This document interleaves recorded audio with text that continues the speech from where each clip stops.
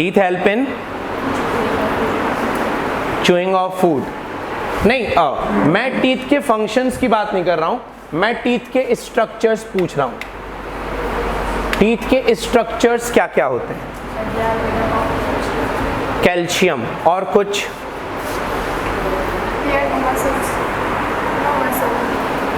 नहीं, कुछ और? टीथ, इंसीजर, मोलर्स, प्रीमोलर्स, कैनायंस, और कुछ? टीथ ह्यूमन में कितनी बार निकलते हैं लाइफ में? 2 टाइम्स। कब कब? एक बार बच्चों में निकलते हैं और एक बार एडल्ट्स में निकलते हैं। यस और नो? देखो सुनो ध्यान से, जब हम बात करते हैं ह्यूमन डाइजेस्टिव सिस्टम में टीथ की, इन ह्यूमन बीइंग, जब हम बात करते हैं इन human being teeth appear twice in a life. मैं अभी लिखवा रहा हूं, वेट करो। देखो, ह्यूमन बीइंग की लाइफ में जब हम बात करते हैं टीथ की, तो teeth appear twice in a life. Human being की लाइफ में टीथ कितनी बार निकलते हैं? 2 बार। एक बार बच्चों में निकलते हैं, उन टीथ को हम क्या कहते हैं? Primary teeth. क्या बोलते हैं? प्राइमरी टीथ को हम और क्या बोल सकते हैं? ना, मिल्क टीथ। क्या बोलते हैं? और हम क्या बोल सकते हैं? Temporary teeth. क्या बोल सकते हैं? यस और नो?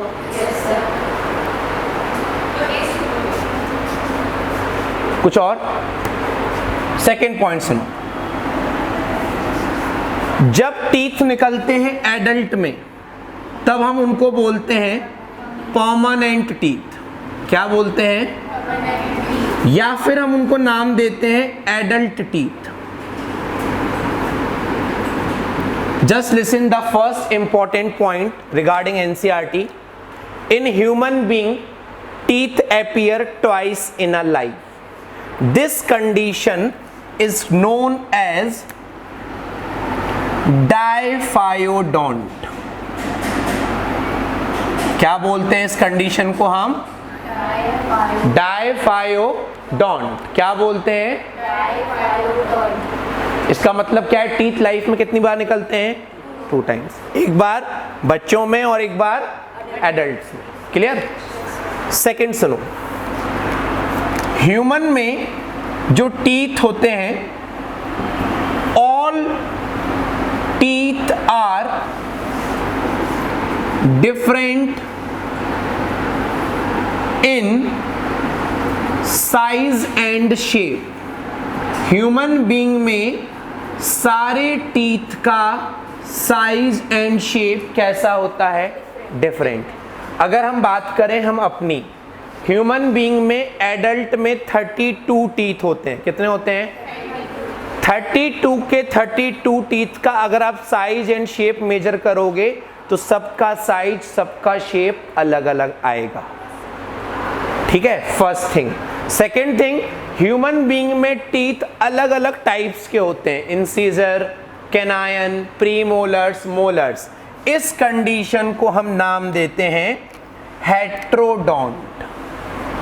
क्या नाम देते हैं? Hetero means different. Hetero means different. Clear ये पॉइंट? नेक्स्ट पॉइंट सुनो, ह्यूमन बीइंग में ये जॉ बोन है। क्या है? जॉ बोन, मैक्सिला और मैंडिबल। अब जहां जहां टीथ होते हैं वहां पर छोटे छोटे गड्ढे होते हैं, और इन छोटे छोटे गड्ढों को हम कहते हैं सॉकेट। क्या कहते हैं? सॉकेट। इनको हम कहते हैं एल्वियोलाई। क्या कहते हैं? एल्वियोलाई वर्ड्स हम लंग्स में भी यूज करते हैं, बट अभी हमें यहां पर भी यूज करना है। और हमारे जो टीथ होते हैं वो एल्वियोलाई में फिट होते हैं। क्लियर? और ये टीथ इतने अच्छे से फिट होते हैं कि बिल्कुल भी मूव नहीं करते अनटिल अनलेस कोई डिसीज ना हो। ठीक है, ये कंडीशन कि ह्यूमन में हर टूथ एक सॉकेट के अंदर फिट होता है, इस कंडीशन को हम बोलते हैं थीकोडोंट। क्या बोलते हैं? तो ह्यूमन बीइंग में टीथ 3 टाइप का अरेंजमेंट या प्रॉपर्टी शो करते हैं।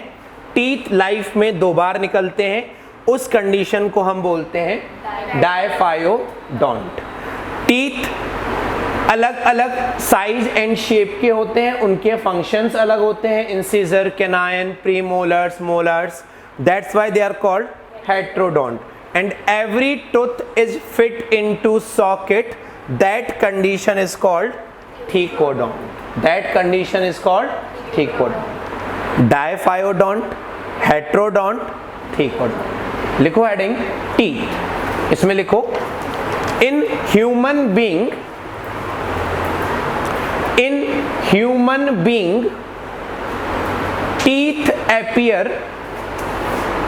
teeth appear twice in a life.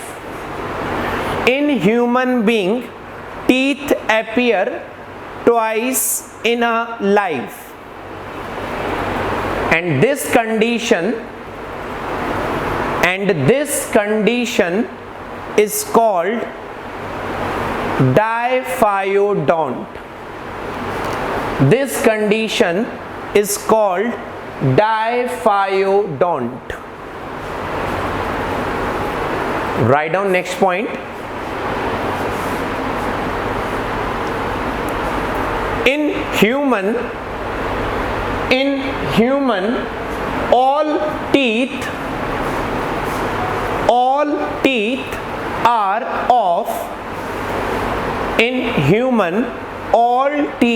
are of different size and shape.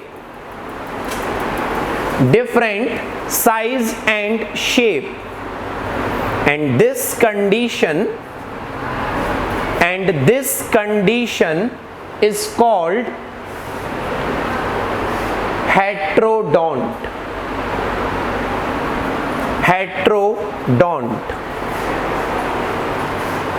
Next लिखो in human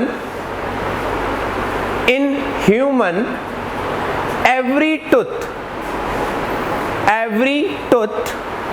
is fit into socket. In human every tooth is fit into socket. Bracket में लिखो alveoli,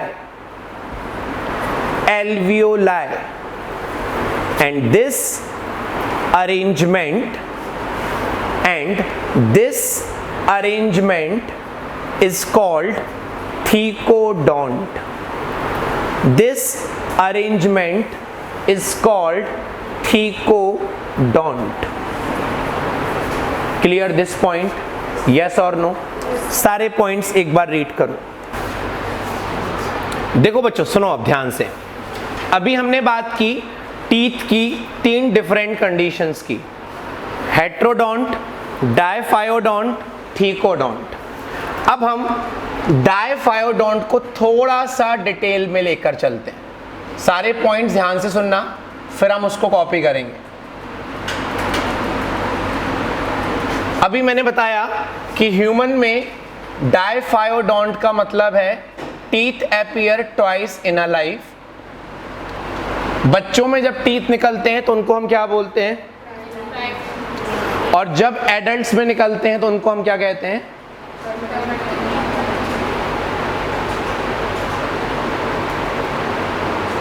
for knowledge point of view हमें एक point याद रखना है, बच्चों में जो फर्स्ट टीथ निकलते हैं वो निकलते हैं 6 to 7 मंथ की एज पर। यस और नो? वो टीथ हमारे आगे के होते हैं, इंसीजर्स। क्या होते हैं? एडल्ट में भी जो फर्स्ट परमानेंट टूथ निकलता है, फर्स्ट परमानेंट टीथ, वो निकलता है 6 इयर्स की एज पर, बट वो फर्स्ट परमानेंट टीथ इंसीजर नहीं होता, वो होता है मोलार। कौन सा होता है? क्लियर? सेकेंड पॉइंट, जैसे यहां मैंने बनाया upper jaw, upper jaw means maxilla, upper jaw means maxilla. हर एक पॉइंट को कैच करो। This one is lower jaw, that is, हम इसको 4 क्वाड्रेंट्स में डिवाइड करते हैं। ह्यूमन बीइंग में टीथ इस तरीके से अरेंज होते हैं कि जितने इस क्वाड्रेंट में होंगे उतने ही इसमें होंगे और उतने ही नीचे वाले क्वाड्रेंट्स में होंगे। ठीक है, अब बच्चों में कौन कौन से टीथ होते हैं? देखो, one side they have 2 incisors. कितने इंसीजर होते हैं? 2। क्लियर ये पॉइंट? Then 1 canine. सबसे इंपॉर्टेंट पॉइंट, बच्चों में प्रीमोलर्स नहीं होते, बच्चों में प्रीमोलर्स। फिर हम आते हैं मोलार्स पर। किस पर आते हैं? वो भी कितने हैं? 2। देखो बच्चों, बच्चों में 2 इंसीजर्स, 1 कैनाइन, प्रीमोलर्स कितने हैं? And molars are 2 + 1 3 + 2 5।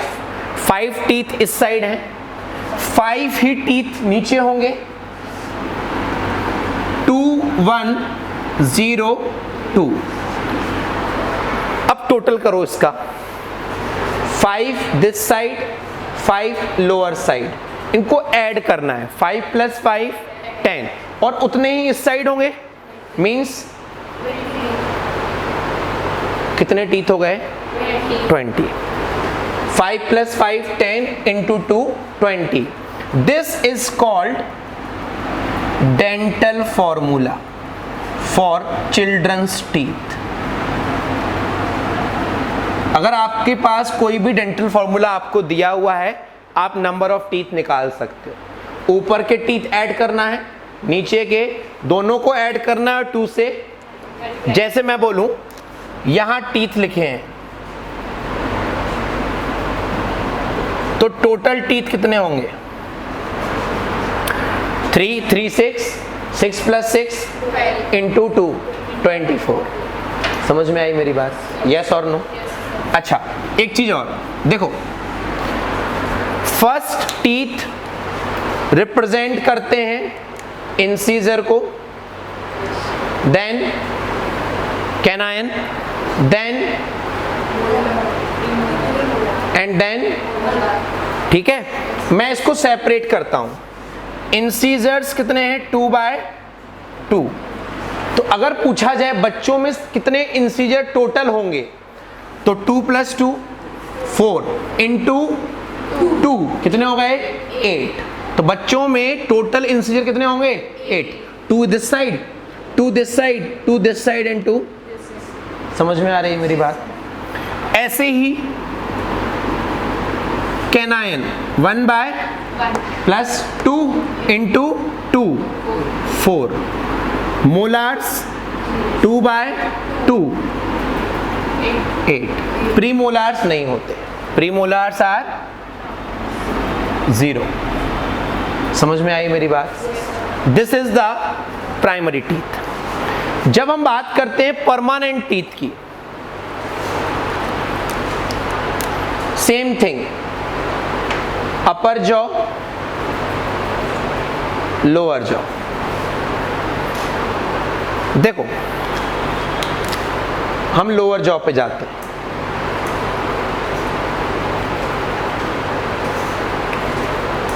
ये 2 क्या प्रेजेंट हैं? इंसीजर्स। क्या प्रेजेंट हैं? 1 is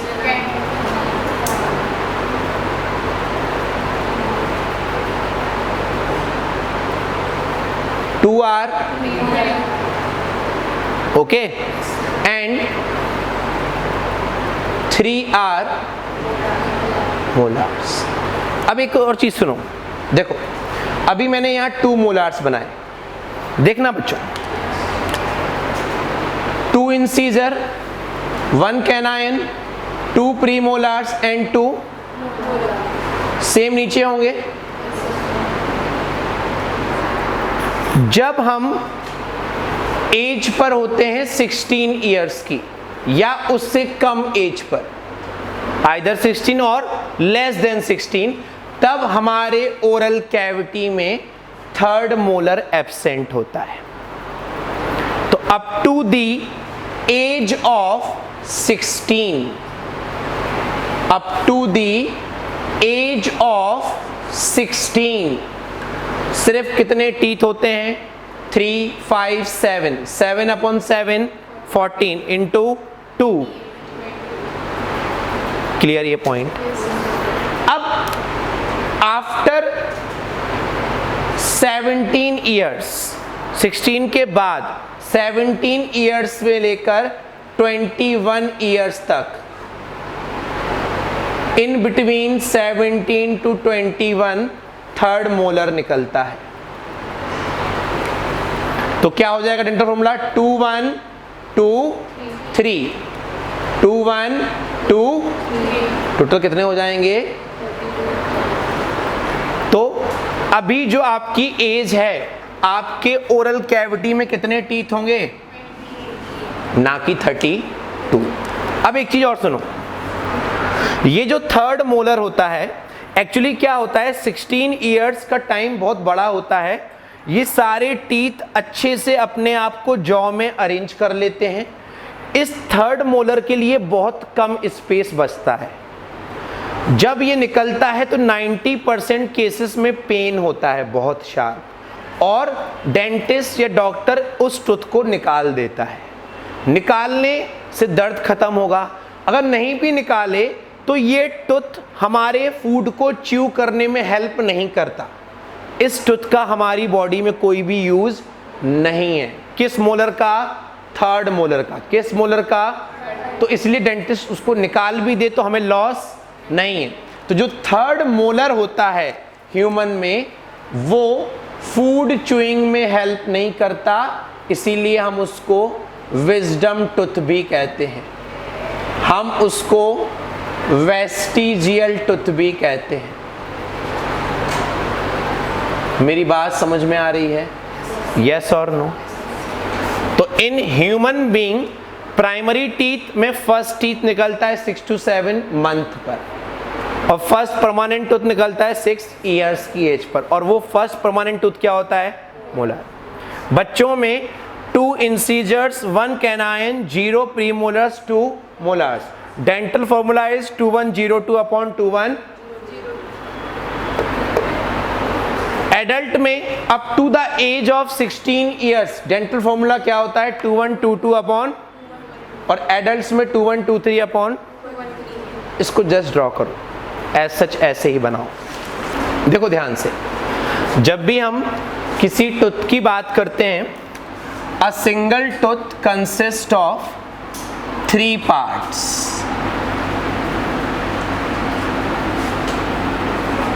A single tooth consists of 3 parts.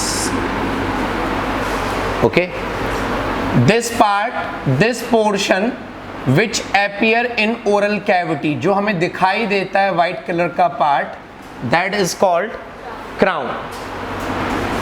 वो पार्ट जो जॉ बोन के अंदर सॉकेट में होता है, that is called root. And this junction is called neck. So how many parts are there? 3. Crown, root and neck. Crown portion में जो सबसे बाहर वाला पोर्शन है, जो फूड को च्यू करने में हेल्प करती है, this surface, this surface is made up of the hardest substance of human body, that is enamel. Enamel human body का सबसे हार्डेस्ट सब्सटेंस होता है।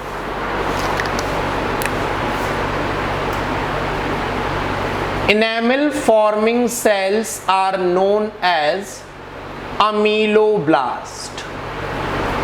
क्या कहलाती हैं? Ameloblast। Enamel forming cells are known as ameloblast। Root portion में सबसे बाहर जो पार्ट प्रेजेंट होता है that is called cementum, and ये वो पार्ट है जो सॉकेट में फिट होता है, सॉकेट से अटैच होता है। ठीक है। Second thing, the second part of tooth in crown portion as well as root portion, in crown portion as well as root portion, this part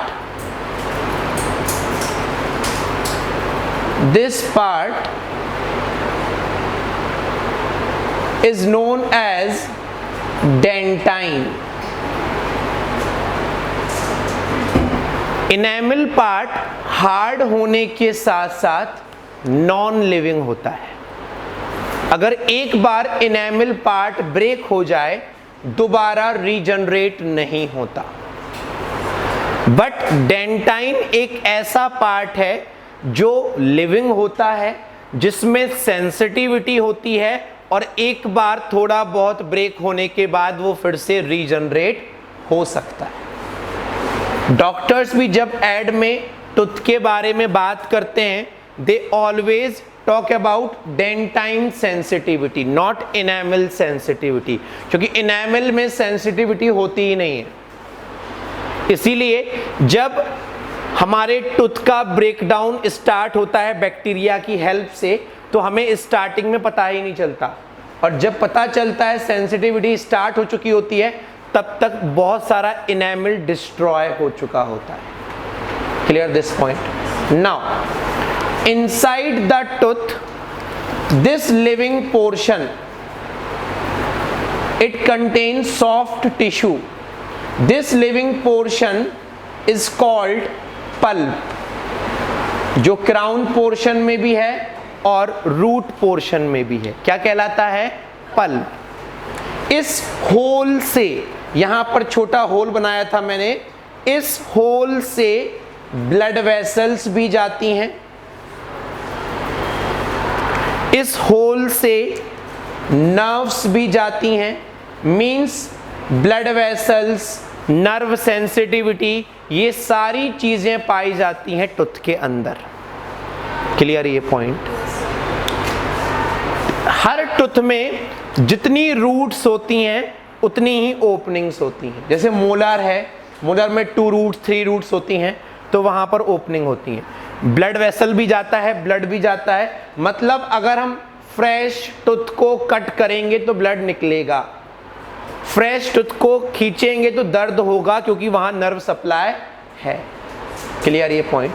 so this is the structure of a single tooth. Crown portion में सबसे बाहर, उसके अंदर और सबसे अंदर, root portion में सबसे बाहर, देन बीच में एंड सबसे अंदर। क्लियर ये point? Just draw this diagram. आपको वो लाइंस नहीं खींचनी, प्रॉपर शेप बनाना है, दैट्स इट।